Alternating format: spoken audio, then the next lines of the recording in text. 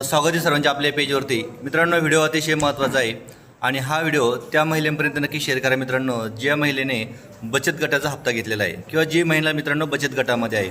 मित्रांनो, माझ्यासोबत अशी एक ताई आहे मित्रांनो की त्यांनी अगदी बचत गट सुरू केला आणि आज रोजी जवळजवळ त्या एका कंपनीचे संचालक आहेत मित्रांनो.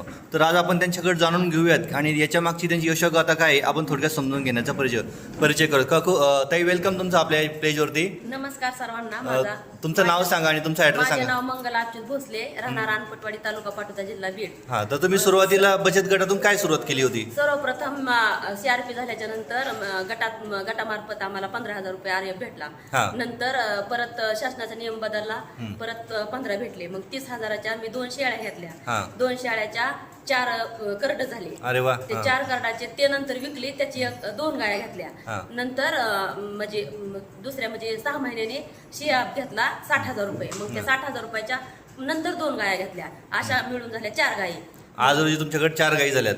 4 गायी झाल्या. 4 गायीला 4 वासरं झाले. अरे वा. आणि ते 8 गायी झाल्या. 8 गायी झाल्याच्या नंतर परत मी आणखीन शिशीमधून कर्ज घेतलं 1.5 लाख रुपये. मग माझ्या महिला म्हणल्या की तुम्हाला गरज असली तर तुम्ही घ्या. मग मी परत त्यातल्या आणखीन म्हणजे 3 गायी घेतल्या. त्या 4 आणि ह्या 2 6 परत आता ह्या 2 म्हणजे आता सध्या 7 गायी आणि 7 गायला 7 वासरं आहेत. म्हणजे ते पण आता मोठाले झाले तर. अरे वा. आता ते पण गायी होते ना, म्हणजे 14 होते त्याच्यासोबत. 14 जवळ तुमच्याकडे जनावर होतात. पण त्या जे 7 आहेत ना सर, ते लहान आहेत. आणि जे बाकीचे मोठे आहेत ना 7 आहेत सध्या. मग ते 7 गायी आता सध्याला मी माझा बिझनेस म्हणजे 3.5 3600 रुपये रोज पडतोय. पर डे तुम्हाला 3,500 4,000 रुपये पर डे घेताय तुम्ही?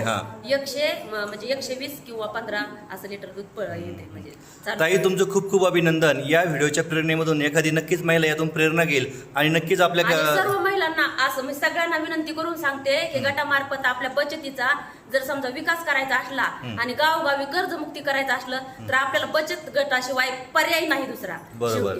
खूप खूप धन्यवाद ताई तुमच्यावाले. अतिशय चांगलं तुम्ही सांगितलेलं आहे. मित्रांनो, नक्की हा व्हिडिओ त्या महिलेपर्यंत नक्की शेअर करा की जी महिला बचत गटामध्ये. आज रोजी तुम्ही कंपनीचे संचालक देखील आहात, बरोबर ना?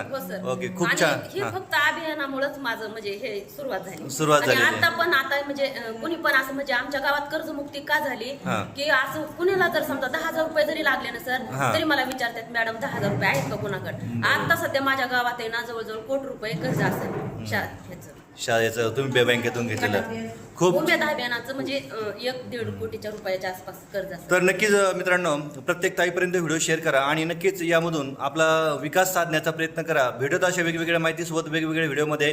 धन्यवाद.